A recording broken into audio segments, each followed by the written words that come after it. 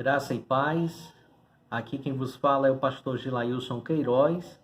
Hoje, 21 de julho de 2020, eu trago uma mensagem para você com o tema O Tormento do Medo.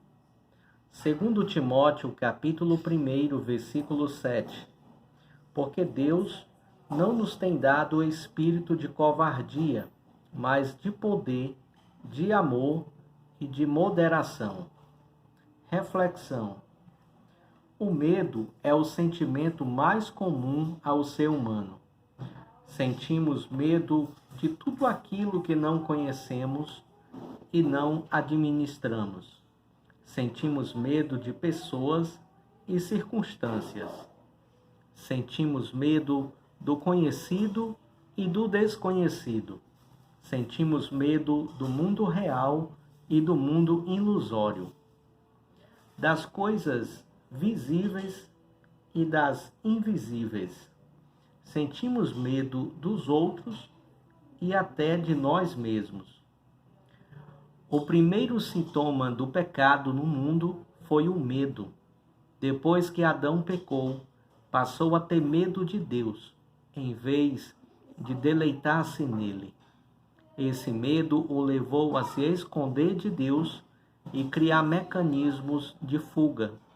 O medo é mais do que um sentimento, é um espírito que nos paralisa.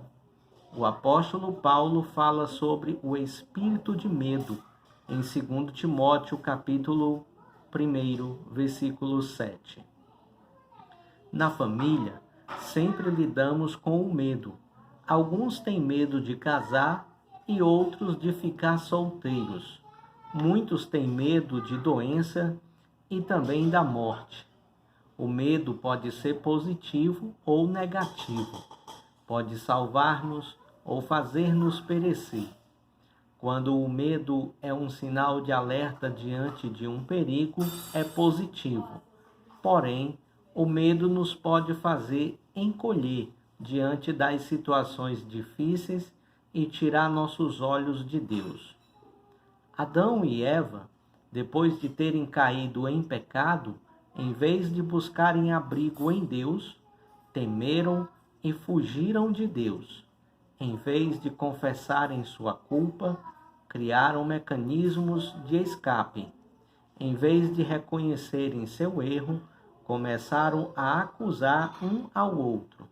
Muitos, ainda hoje, por causa do medo, estão fugindo de Deus quando deveriam estar correndo para Deus. Faça uma boa reflexão e tenha um bom dia.